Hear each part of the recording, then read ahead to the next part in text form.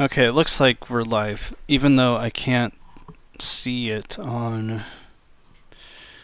YouTube necessarily. If I go to my channel, I can see that we're live. So that's good. Looks like the data flow isn't too great. It's probably my internet. But that's okay. That's okay. What we're going to do is talk a little bit about the VA website. Not the VA website. Well, we will end up talking about the VA website. But we're going to talk a little bit about a little bit of everything. Here's my big face. I should create a scene where there's my face and then I can just transition into small face.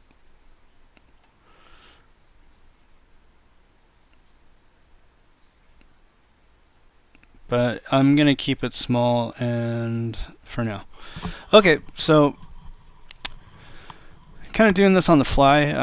What I'm hoping to eventually do is have people, find the video and come ask questions about whatever. I run the website vets.com. So let me tell you a little bit about our history. For our first video, might as well do introductions and stuff. If somebody happens to come along and find this video, then at least you'll get an idea of what vets.com is, what the point of Ask a Specialist is, how it came to be, what the goal is. And then I'll answer a few questions for examples, and also just to keep a relevant, like, here's a question, here's an answer, and that'll be the format of this. So first of all, I'm going to read from our website what vets.com is. And I'll show you the photo here. Actually, I can bring it up on the home screen here. There's going to be a lot of bugs that I got to figure out. So if you're here for the first stream, hey, thanks for stopping by. Oh, it sounds like somebody's coming out here. Sounds like the wife's making her way. She doesn't know I'm streaming. So I'm going to go to the About Us. And you can see About Us. Vets.com is a website built, operated, and maintained by hopefully veterans soon, and their families, my wife, and hopefully more. Originally, the vision of vets.com's founder, retired Sergeant First Class Charles Chuck Napier, before his passing, was to serve the veteran community by providing an online space where veterans could find informative resources specific to veterans' needs. And there's a photo of the family. We hope to carry forward Chuck's vision with the following goals. First, we're going to try providing articles telling about our experiences, navigating life after ETS or retirement. We want to answer your questions. Sometimes general information isn't enough, and being able to ask a specific question is a big part of why this website exists. Send us an email at our Ask a Specialist feature, and we will do our best to find the information you're looking for in a timely manner. It's not always the most timely because, again, it's just me trying to get to these things. Our goal is to not have Google Ads on the website, so we will be looking for donations at some point, or having a store as well, actually both. And but to have a store, you need to have something to sell, and we don't really have anything. I have one t-shirt design, which I'll have to order a bunch of those, so I'll need some capital ahead of that, and yada. So the Ask a Specialist feature is kind of a play on words. So the original founder of Vets.com, Charles Napier, was a sergeant first class retired. So he had a thing called Ask Sarge. And so since I never made it to E5 even, which for a variety of reasons, none of them because of like bad conduct or anything. It was when I signed up, there were 3-year contracts, and I wasn't on the fast track, so I would have got my E5, but I had to re-enlist. And I remember my NCO came up to me and he's like, "Hey, Carroll, so are you going to re-enlist?" And I was like, "No, I'm done. 3 years, 4 months, I'm done." And he's like, "So you don't want to be an E5?" And I was like, if that's what it takes, then no. I only had, at that point, because we'd spent 15 months in Iraq, there was, the spinning up period before that. And I think in garrison, I spent like a year and a half. And then the last 15 months, I was there for about a year, and I had that conversation in January, and I was getting out in October. Yeah, October. So it wasn't an option, and they weren't going to fast track me into E5 with 8 months left. And we were also a small team, so I wasn't. If I was a infantryman, maybe it could have come about, or maybe even in supply or something. But as a FS, as a Fister, there's not a lot of E5 slots open, so yeah, they weren't going to give it to me. And there was a guy, I guess I shouldn't really mention his name, but he had spent time in Korea. He had been in for a while. I don't know if he deployed, but he came to the unit afterward. But he had been in for like 4 or 5 years, and he was gonna stay in. He was gonna do it, and so it was really open to him, more than me, because he had time in service, even though I had been in combat and he had been in Korea. So that's part of the reason why. And then I did go to the reserves as a civil affairs specialist after the regular army for another 4.5 years. But if you've been in the reserves, you know how ridiculous things are there. Sometimes it's just not conducive's not the word. It's just not. It's not a place to get ahead, I guess is really what I'm trying to say on that one.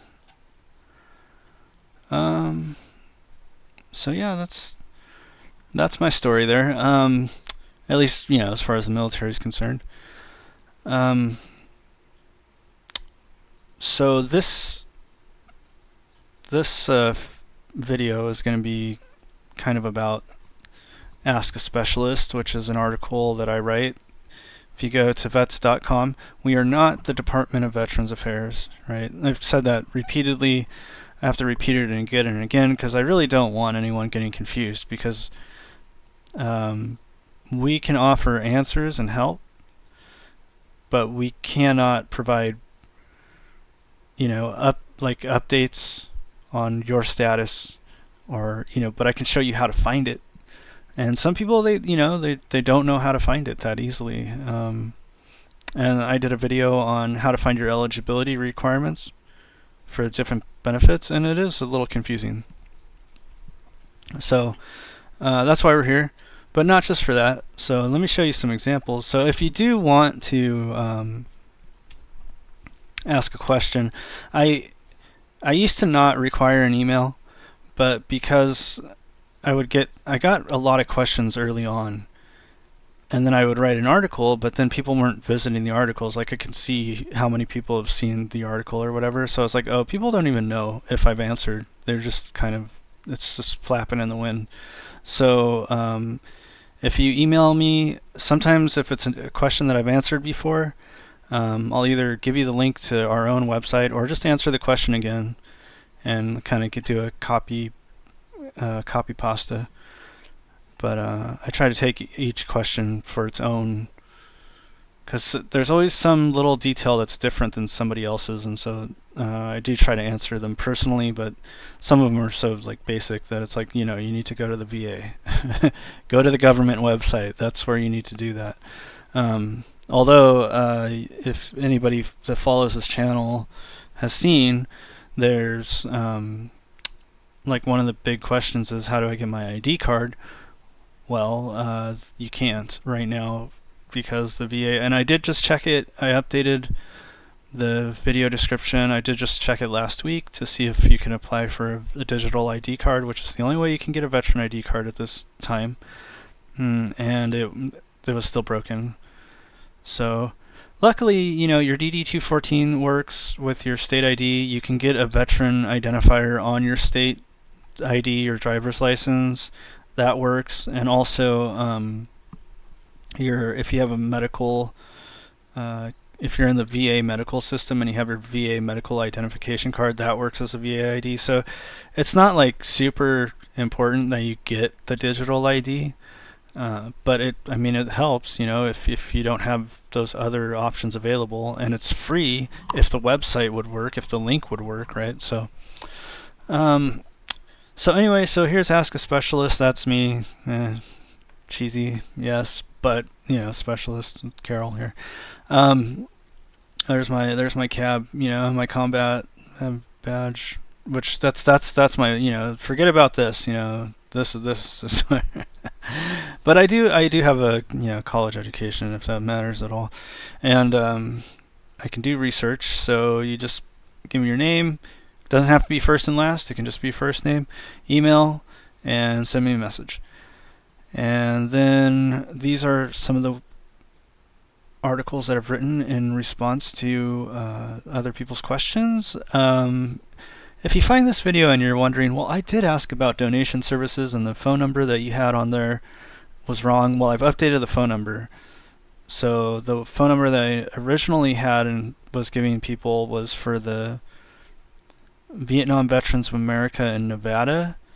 And I don't know why it wasn't working. I didn't check to see, but I did check this phone number to see if it worked, and it did work. This is the, I think the big organization, so they can help direct you. If you just go to the VVA's website, and they'll ask you your zip code, and they can help. So if you want to donate your bed, your dresser, your whatever, that's the place to do it. Finding eligibility requirements. It's just kind of an article explaining what I found out in the video. Marriage status. But then there's also some unique stuff here that it's not, in the Ask a Specialist Live format, I don't know if I'd be able to pull out something as wild as the Onzio breakthrough. But this is the type of question you can ask me. And what I plan to do, because I don't think this live video, especially at this hour, is going to get a lot of attention, a lot of viewers, right? But hopefully I'll be able to move the time format to like middle of the day Pacific time, and we'll be able to get more people in here on the weekend. But right now I don't have personal space. Everybody's asleep in the house, so I'm able to do this right now. But if someone were to send me a question, like the Onzio breakthrough article that I wrote, I could work on that in the meantime and then present it as I go and answer emails. So let's look at the Onzio breakthrough. I think it's a really interesting story. Please visit vets.com and check it out yourself. But if you want to read the whole thing, but I'll highlight it. I think it's really cool. So I've mentioned it before on a different video, but I'm going to go into a little detail just to give this live stream some content. Joseph J. Kilgariff was KIA at Anzio, May 26, 1944. Can you describe the situation? Hey, Bill, no. Sorry, no. I don't know. At that moment when I read that, I was like, it took me like a year to get back to this guy. But, I couldn't. And it was this email that made me choose to require email, because I couldn't get a hold of this guy. I had to. It's on the website. there's a tweet about Joseph J. Kilgariff that helped me kind of narrow down some of my options. And so I posted the link to this article on that guy's Twitter. This guy, he posts, oh, here, it's down here, Bill Bagel. He's a World War II researcher. And I just happened to have Private Joseph J. Kilgariff of Cambridge, Massachusetts, May 26, 1944. So I was like, what? That's what I need. And then I found out that he was 3rd Infantry, which I think through the some memorial information I found that out too. But this is all just kind of confirmed, like, okay, this is who this guy was. So this kind of explains a little bit about how I found more information, but then, so here's some interesting stuff that I found out. If you're interested, please hang out, stay along with me here. Unfortunately, I think, I looked up, like, what does a quartermaster do? Because I kind of know, like, we went to the quartermaster to get all our gear issued to us, rucksack, sleeping bags, sleeping pad, all that stuff, right, was issued to us by the quartermaster, in bulk. Not bulk, but you know what I mean. All at once, we were in bulk, and we were all going through the line one at a time. And so this is what they're normally doing in a modern sense. I got it from Indeed.com. That's the unfortunate part. I was looking. There's an Army website, that army.mil, where you can look up what, like, a quartermaster specialist does, I guess. A supply support specialist does. But, this is reasonable, so I just put the description. So Joseph J. Kilgariff was a quartermaster, and he would be working in supply warehouses. He was in Anzio, though, so he would be doing these things in Anzio, facilitating the delivery and transportation of supplies, ensuring all equipment and tools are functional and accessible, providing instruction and advisement to personnel on using equipment and supplies. So his main duties would have been doing, like, inventory checks, distribution of supplies, checking equipment, and in Anzio, while attached to the 3rd ID, he would play a part in distributing rations and other vital inventory. So it's hard to know for sure, though, as the quartermaster is actually a huge logistical department of the Army and has many functions. And then I found out that, okay, but what is he doing in Anzio, right? So I found out that the quartermaster's May-June edition 1946 of the Quartermaster Review actually describes that this paragraph basically describes that these guys were being trained to take the place of their next role. So they had to know, PV2 or PFC. Well, where is it?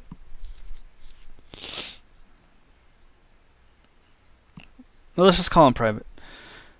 He would have been, doing logistical stuff, but he had to know how to do the role of a sergeant. He had to know the role of the first sergeant after that, and then, like, they were training these guys in this stuff. So it seems to me like there was a very huge emphasis on, like, hey, you may need to replace somebody at a moment's notice during World War II. And in Anzio, they had a very specific thing that they were doing.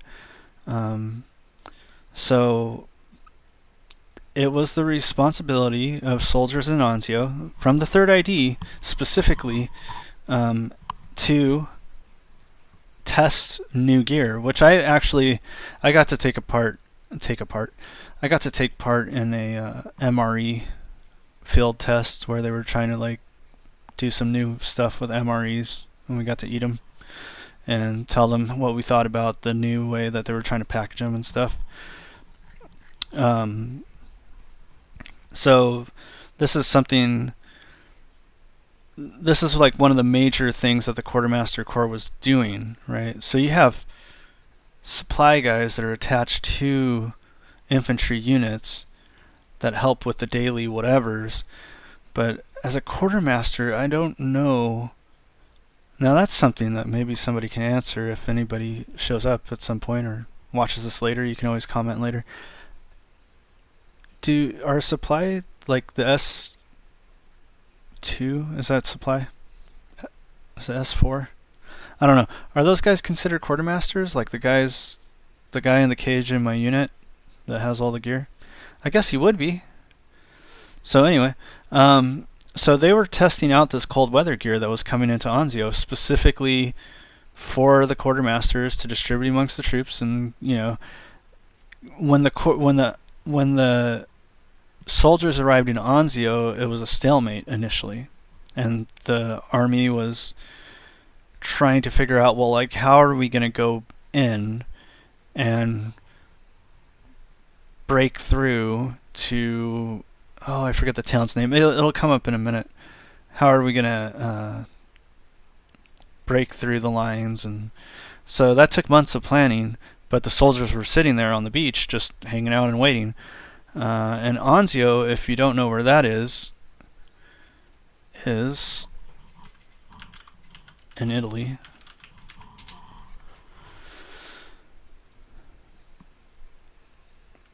So Anzio, so these guys were sitting on this beachhead in Anzio, just kind of waiting to do something, right? And they ended up going all the way over to, is it Valmontone? I think this is kind of where it ended. It kept going. You'll see. I have some maps that show the battle lines and the troop movements. But this is what they were doing. They were trying out this cold weather gear. Some of it made it through, some of it didn't. So I think, personally, I think Kilgariff, whether or not he distributed, whether or not he tested, some of the supply guys did go with the infantrymen that were called over. It says 43 men of the division's quartermaster company were involved with helping, and a private, you know, maybe the sergeant is like, no, I'm definitely doing that shit. I'm getting out of here. But, you know, maybe a private can get out there too. So he might have been down there helping test equipment. He was definitely aware of it. You know, it's what is quartermaster, the company's doing. So that's definitely something he was involved with. I don't know how deeply or how much. You know, as a private, maybe you heard about it, or maybe you handed it out, but maybe you didn't get to test it. So then, you know, Kilgariff was involved with that. But the third ID, this is the actual tale of like what happened next, right?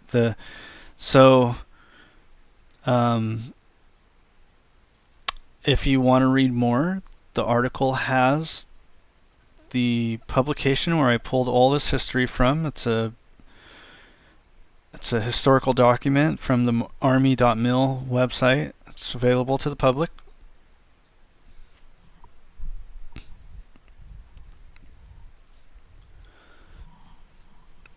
Once it loads, it's a big document. It's about the quartermasters.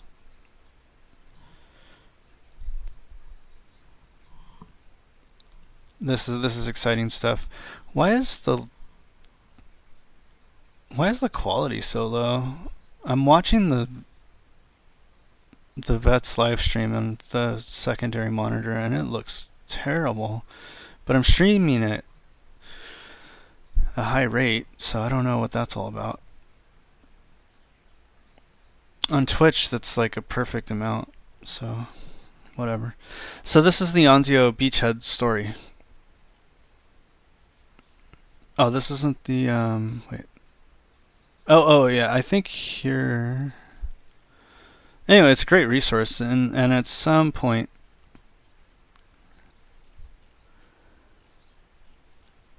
no, they don't talk about it in this one. There's another article, or another book that's linked in here that's specifically about the quartermasters and what they were doing in Anzio. But Yeah, that's the link's in the article. Go check it out if you like. And it's a history.army.mil type of thing. These are great resources, and there's a huge amount of history that's available to the public through that. So you can see it was 5:45 on the 23rd of May that the artillery began attacking enemy defenses along the Cisterna front. 45 minutes later, American tanks and infantry emerged from the smoke all along the front from Carano to the Mussolini Canal to launch the assault. So that's here, depicted here. And here's the third ID. You have 45th, 34th. I believe this was Special Forces. Don't quote me on that. 5th ID. And the plan was to go into the Lapini Mountains. And this is the line, right? And here's the enemy troops where they're located. The third ID was supposed to engage these troops, and that's what they were pushing in to do towards the Lapini Mountains. And this happened on May 23rd and 24th.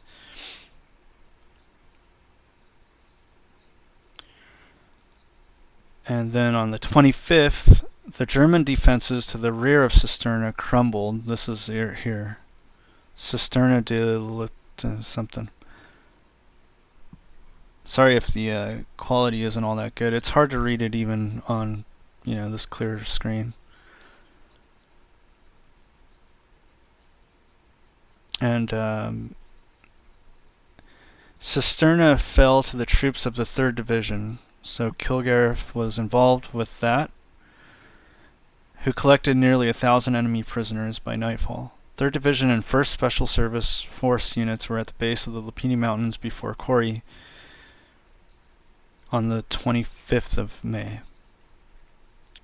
And then we go further, 26th of May. The 1st Armored Division advanced to within 2 miles of Velletri. And you can see these two guys are, now that they've hit the foothills of the Lapini Mountains, they're going to head north, while the 3rd Division is going to route in deeper because they have to get to the foothills. I think tactically probably because it's out of the sight of Valmontone, they could get in closer before they actually. So I think tactically they had to clear out this area. So anyway, the 1st Armored Division advanced to within 2 miles of Velletri here, while the 3rd Division raced through the Velletri Gap.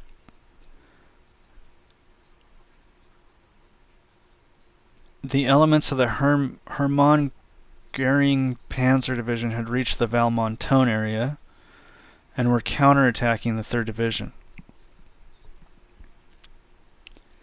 So 3rd ID was going up here. These guys were being dealt with. And then the Hermann Goering Panzer Division were counterattacking, and so there was a lot of fighting here. And the Artina area, which is between Valmontone and these mountains, the 3rd Division was to continue its advance on Valmontone, while the wide gap between the attacks to the west and east of Colli Laziali was to be plugged by the 36th Division, which is here. This general plan was carried out in the face of stiffening enemy resistance. In the east, the 3rd Division was held on the defensive by the counterattacking Hermann Goering Panzer Division. And it's somewhere in the midst of this that Joseph J. Kilgariff was killed in action on the 26th of May, 1944. And so it's very interesting, this poor kid, he's I don't know exactly how to say that. Poor kid or whatever. maybe that's not the best way to talk about him, is what I mean. But he goes to Anzio. They spent like 6 months, 3, 4, 5 months on the beach, waiting, fortifying their position, waiting, and then 2 days into battle, this he's gone, killed in action, probably somewhere between here and here. And they would go on to take Valmontone. I should have added that. Maybe I still can. But so what was Kilgariff doing during that time? That's a good question, and I did try to answer that too. Because you have, he was a quartermaster. He wasn't doing anything, supply guys. When I was in Iraq, no, not to put any shade on any supply guys that I knew a couple supply guys that are like, screw this, dude. I'm not sitting in that Connex. I'm not. And then I knew a lot of supply guys that are like, hey, I'm just supposed to be in the Connex, So everybody has their own way of going through their shit. But here, yeah. There's a website called Landmarks of Alabama. I wonder if it's still live. Should be, but it's a small-time website, so I just want to make sure. They have a book called The History of World War II Veterans, which you can buy using PayPal. But this guy has an interesting take. So this is a quartermaster soldier, Aris Raymond Newsom. He says, one might think that a quartermaster soldier would have it easy, away from the war zone. He probably wouldn't have to dig foxholes, see combat, or smell gunpowder. Almost everything that a soldier wore, carried, or ate on the battlefront was supplied by the Quartermaster Corps. Newsom, this isn't his quote. I thought it was a quote. Well, it's a description about him anyway. Newsom and his quartermaster unit landed on the beaches of Normandy. So this is in Normandy. It's a little higher stakes and a little intense game over there. On June 10th, 1944, D-Day +4, so 4 days after D-Day. They hit the beaches to unload rations, ammunition, and all types of equipment and supplies. These soldiers opened and ran dumps under combat conditions, used their helmets to wash and shave, and at times took up bazookas, machine guns, and rifles. The quartermaster units performed every type of truck support for the fighting troops. Supplies were taken up into the front lines and unloaded directly. Most missions were completed under shell fire and strafing. The trucks were sent out with infantrymen aboard on spearhead thrusts, and when resistance was encountered, the truck drivers often found themselves taking part in the fighting. In emergencies, they manned machine guns, carried barbed wire and mines into positions forward, and shared the same rigors and dangers as did the divisional troops. So I think that paints a really brilliant picture of not just where and what Kilgariff was doing in the rear, but if he's driving a supply truck in the middle of Anzio while there's tank fire going and towns that they have to overtake, he's getting shot at, he's getting shelled, he's having to shoot back. And if he's not, then he's keeping his head down while he's making sure that these guys have rounds, food, whatever they need. So it's crazy. He didn't have an easy time, although those first 3 or 4 months it kind of sounds like a pretty nice deal, right? But that's just that. That's just he's in the rear while he's waiting for his next order, and him passing on May 26th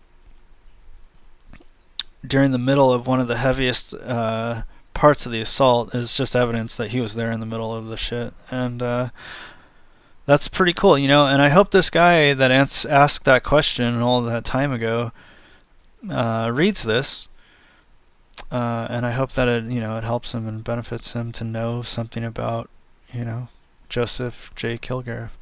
So that's that. That's the kind of stuff we're looking to answer here. That's the fun stuff, right? But how do you view your VA disability payment history? That's also here.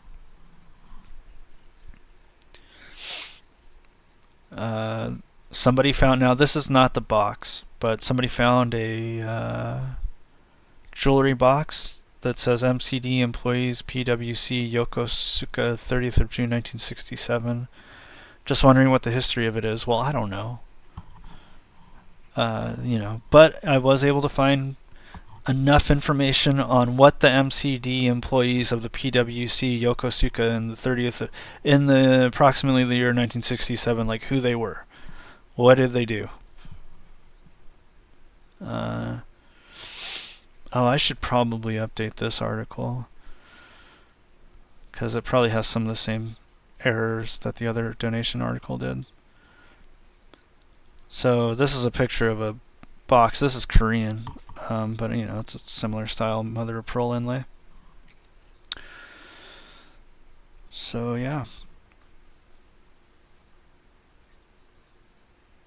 What else do we got? Oh, and then this is more of a news article, but somebody was wondering about Express Scripts. Would he be able to use the pharmacy anymore? And I try to help answer that. So please stop by and check it out. This is the home page. And there's a special little icon. This is an Easter egg for folks that might be watching this video, and maybe you've been to vets.com before, but there's a little icon here. Over the course of time, we're hoping that once the website becomes self-sustaining, then I'm going to put more time into rebuilding the old website. And this is the only thing we have so far. So once upon a time, Chuck, the Sarge, had a magic 8-ball. So you can ask your question. It's not the same script, but it's some of the same answers and some of them. So like, will anyone watch this live stream at some point? My reply is no. Aww. Hey, if you made it this far and watched this live stream, go ahead and let me know in the comments. Cause come on, Magic 8-Ball, you're killing my vibe. But yeah, this is kind of a dry run. This is a crawl before we walk phase. It's lasted a little longer than I would hope. But if you want to help GetVets.com, and maybe you don't have the financial capability to help, and I really don't like asking for money anyway, but if you have time, knowledge, a story to tell, design ideas, if you're a veteran and you've been thinking like, man, I would love to do a little business like that, and you have some ideas, like, let me know. We would love to get like I want to have a store, I want to have stuff like that. I design stuff in the meantime, but I'm not a t-shirt designer, I'm what am I? I'm a Z level artist. No. I write poetry and I write art. Maybe I could share that at some point. But it's not stuff that you want on your coffee mug. But if that's, your thing, or if you have other stuff, like maybe you're into woodworking, but I want, small businesses to have a place to, advertise freely, and so part of it is like, well, how do I integrate that into vets.com? How do I design that, And then if I have 10 people that want that, how do I do that in an efficient way that helps everyone? And in my spare time, when what I do mainly is Grubhub. So I will eventually put up like a donation page if you want to help the cause and support this idea of vets.com, and partner with us in that way. I would love to provide jobs to veterans. I would love to do that kind of stuff too. But first steps are, let's see if we can get some stuff going with the live stream. Let's see if we can get some maybe with YouTube.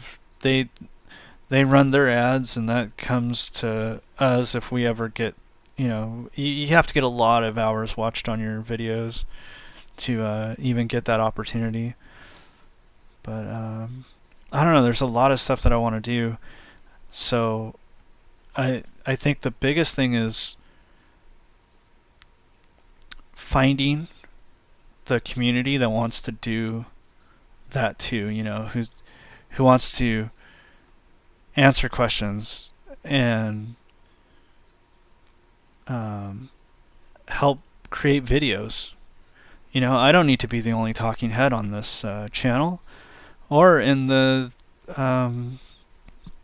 or writing articles. I would love to have a feature where it's like somebody's story to tell. Some of the old website's content was there was a cook, and I've actually reached out to him I found him on Facebook, and I sent him a message, but he never got back to me. But it might also be because I'm not friends with him, so like that Facebook message always gets buried. So I think that's might be part of the reason. Yeah, there's lots of stuff. We do have news, but it's pretty it needs work. Jerry Tovo. I did reach out to this guy. I made sure that I could use his photos. He was doing a photo exhibition. This is an opinion piece. This is mostly news. News is mostly opinion. I would like to get more like actual news, and so let's talk about the news on our way out. And this will be I do have I wouldn't say a good pulse on what's going on in the news, but I do try to keep my ear to the ground. Like I know a lot about I know a little bit about a lot, is what I'm trying to say. So let's take a look at the latest news headlines.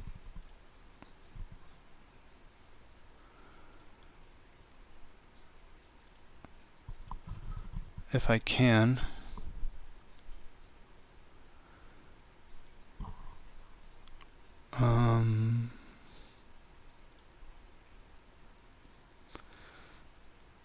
Is this the most recent one? Well, I have a Google alert set up to the word veterans, and so any article that is getting a lot of views gets sent to me. So the first one is from NPR, which they're a good enough organization. I don't really care. I don't care about anyone's political leaning. I think I have my own opinions about politics.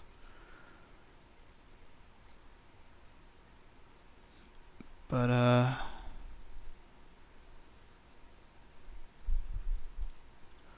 here, let's look at a few articles.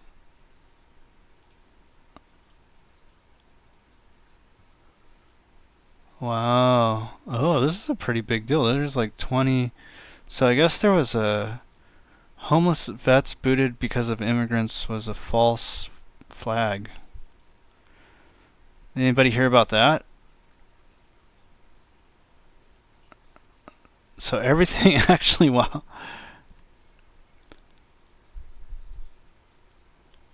Veterans. And the nice thing about this Veterans Alert thing is that they send stuff from like small town news. Oh, this is a 4-minute article. So this is called from. We'll look at the NPR one because it's about the debt thing. Oops, I don't want this whole thing. I just want this over here. What am I doing? Oh, that was. Who knows? Who knows what I'm doing? Yeah. So anyway, how not lifting the debt ceiling could affect people from veterans to home buyers. Well, I don't want to read everything. Let's see what they have to say about the how veterans can be affected. I mean, clearly it will affect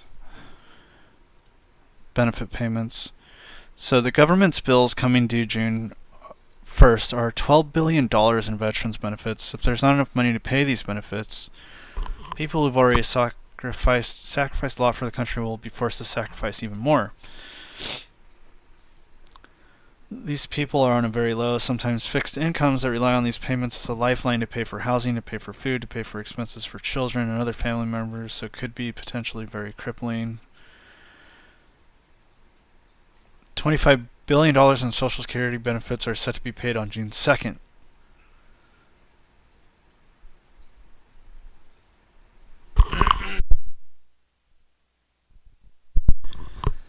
Yeah.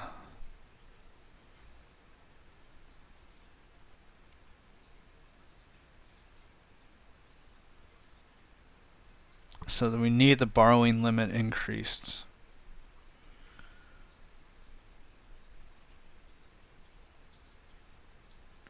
And does anyone know why it's so difficult? Okay, so that's I don't know enough about all this. June 1st is less than 2 weeks away. It is a week and 3 days. So I'm gonna have to keep my nose to the grindstone and maybe write an article for the website. But if anybody has any opinions or any thoughts about that, please leave a comment.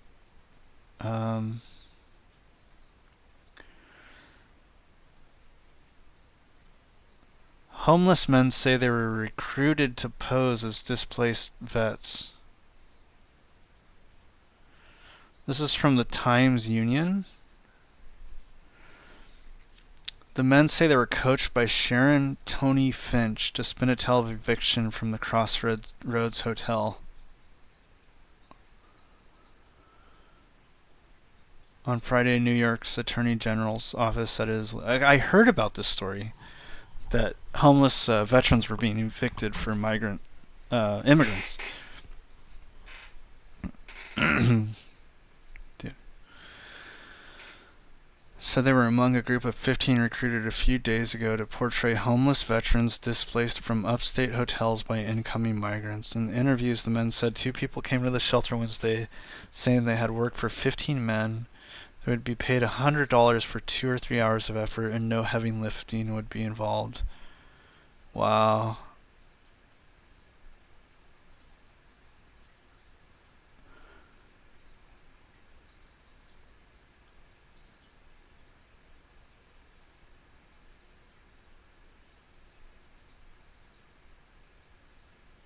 Wow.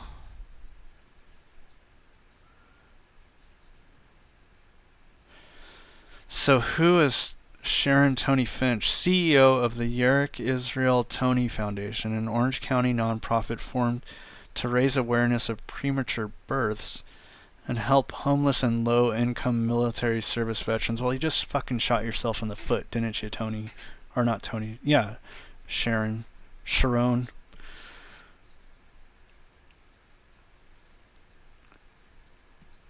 God, you stupid asshole. Because that puts a bad taste in people's mouths. Yeah, mostly for this person, but it's like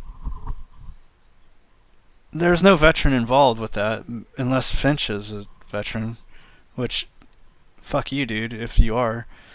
But it's not a good look, and you're attaching the U.S. military veterans to a scandal. And I think if people read the story and they realize that it was nothing to do with veterans, like actual veterans, then. But.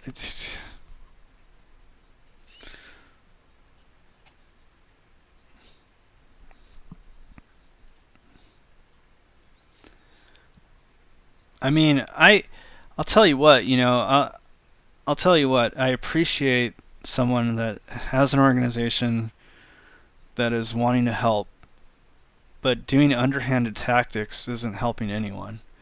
So I take back my anger, apologize for my outburst, but doing something in an underhanded way to deceive and manipulate people's emotions, especially concerning the veteran community, is wrong.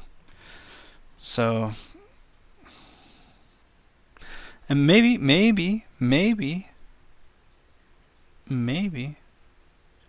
there's some misunderstanding somewhere. So, and Sharon Tony Finch is a U.S. Army veteran.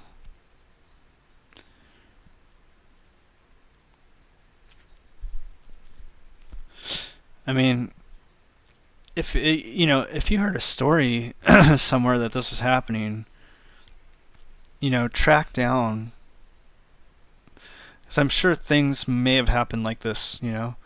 Don't create a false scenario. Don't manipulate the media. Don't manipulate the public. I don't know. Come on, Sharon, you're better than that.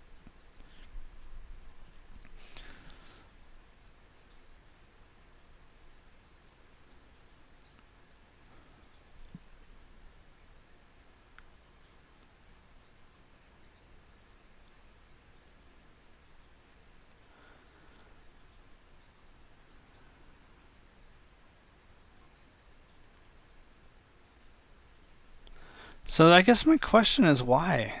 Maybe we'll follow this story, Here,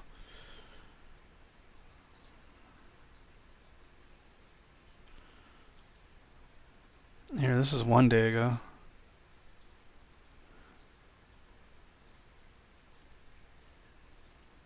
Oh, what? No, this is the more interesting article. Come on. Come on, Sharon.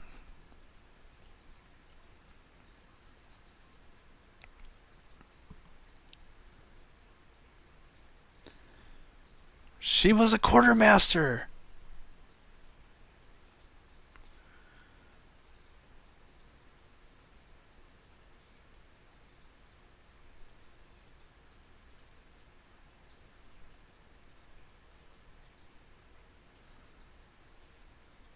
Man. And she got blown up. Why'd you do this, Sharon? You didn't need to do this. Make it make sense. Where's the frickin' oh, I want to see why. What's her reason?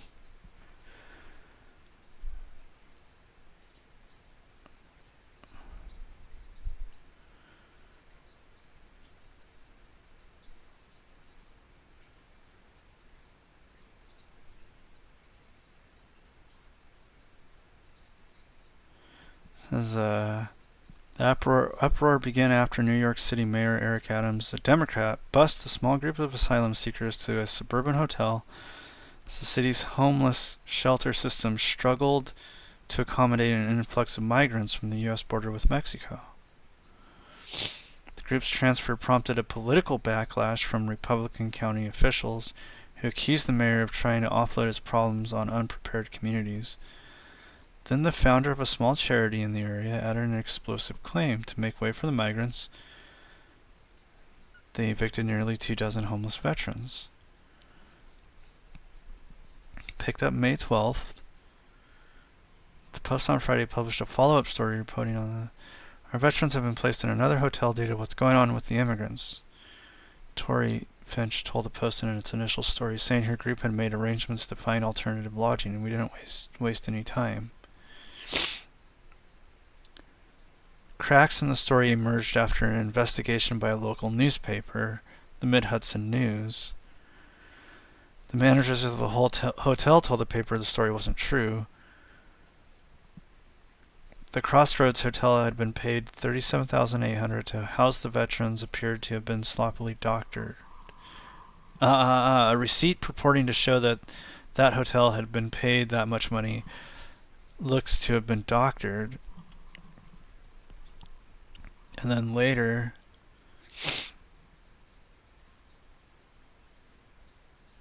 the men came forward. Tony Finch denies giving any money to them. She declined to say directly that her story was not true, but she suggested that a misunderstanding might have led to confusion. We should have verified better, she said, abruptly ending the phone call when pressed for details.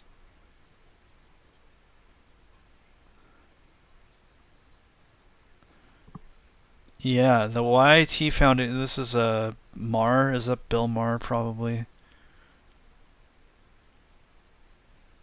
Is there a mention of this Maher? Brian Maher. Oh, okay. Say something, Brian Maher. Okay, so Brian Maher. The YIT Foundation purports to protect and support veterans, but the dishonest claims and firework outside. Dishonest claims and fabrications of the facts by YIT does enormous harm to our homeless veterans by creating mistrust. I am calling for an immediate investigation by the New York State Attorney General's Office and the Orange County District Attorney into the YIT Foundation based on the new information that came to light today. While I believed Sharon was telling the truth, I do want to apologize for those that have been negatively impacted since this news broke.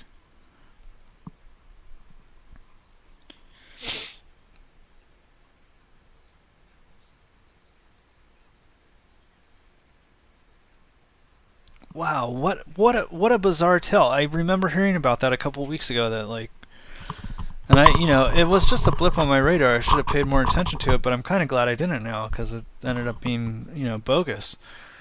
But yeah, what are you thinking? What are you doing? What's your reason? We want a reason.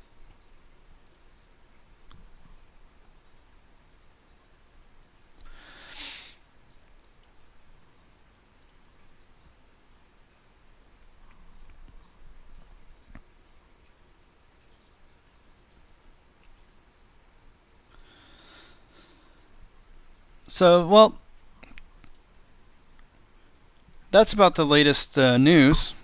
Besides the debt that needs to be covered, or, we need a debt limit increased, or we need to cut spending, but not on veterans and Social Security.